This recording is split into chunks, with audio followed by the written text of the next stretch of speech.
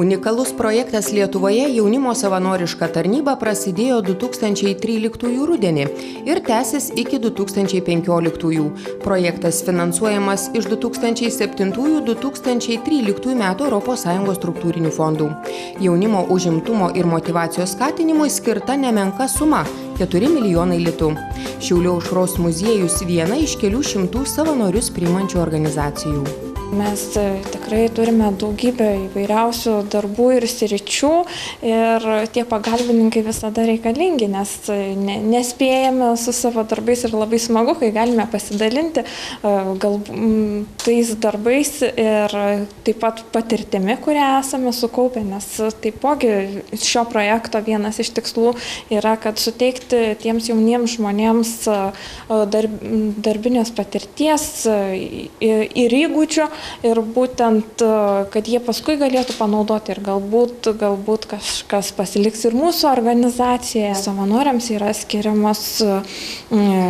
skiriami dienpinigiai, tai pietums, taip galima sakyti. Taip pat jiems yra kompensuojama dalis kelionės išlaidų. Tuos visus pinigėlius skiria ES struktūriniai fondai ir tai yra finansuojama iš būtent šių fondų lėšų. Na ir dėl to mes galime platinti savanorystės idėją Lietuvoje. Aušros muziejaus atstovai, kuruojantys savanorių darbą, sako, kad ši savanoriška pagalba savalaikė ir labai reikalinga. Šiuo metu muziejuje vyksta didelis skaitmeninimo darbas.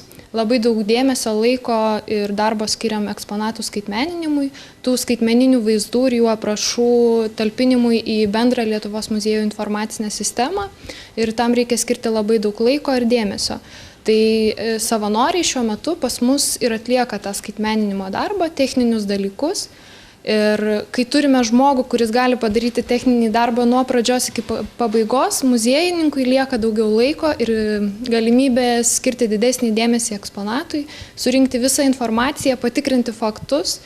2013 metais Šiaulių Aušros muziejus paviešino daugiausiai eksponatų iš visų Lietuvos muziejų, buvo padarytas tikrai didelis darbas ir šiemet tikimės dar geresnių rezultatų, nes turim pagalbininkų, kurie iš tikrųjų labai mums padeda ir pastumėja tos skaitmeninimo procesus į priekį.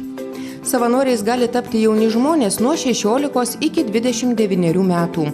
Savanoriavimo laikas ne mažiau kaip 20 valandų per savaitę. Pati savanoriška veikla trunka 3 arba 6 mėnesius. Šiaulių Aušros muziejuje talkinantys savanoriai Viktorija ir Edvardas jaučiasi savo rogėse. Po 3 mėnesių savanoriavimo laiką pratęsė dar 3. Mėgstu padėti žmonėm. Tai gavau pasiūlymą, kodėlgi nesakau, pabandysiu kažką naujo. Ieškau įkvėpimo istorijoje, kultūrai, nuotraukose.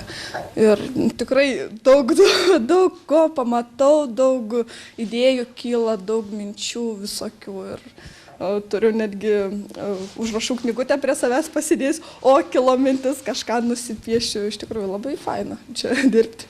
Skatinu draugus, kad ateikite į muziejų, pamatysite daug naujų įdomių dalykų ir tas yra smagu. Prie tokių eksponatų paprastai nelabai turi galimybės prisiliesti. Pavyzdžiui, kad ir tie patys kokie akmens amžiaus kirvukai, ar ne? Paprastam žmogui tokių, jeigu nesi archeologas, tai tu jų nepamatysi. Ar nufotografuoti kokius nors senus ten vazos paveikslus. Tai įdomu iš tikrųjų. Savanoriauju daugiau negu 3 mėnesius. Kaip tik buvau prasitęsęs sutartį, nes po 3 mėnesių buvo galima pasirinkti, ar tęsti sutartį, ar ne. Ir kiek dar laiko? Tai dar taip pat 3 mėnesius. Per 2 metus tikimasi gerokai išplėsti priimančių organizacijų sąrašą, kuriuose savanoriaus 650 savanorių.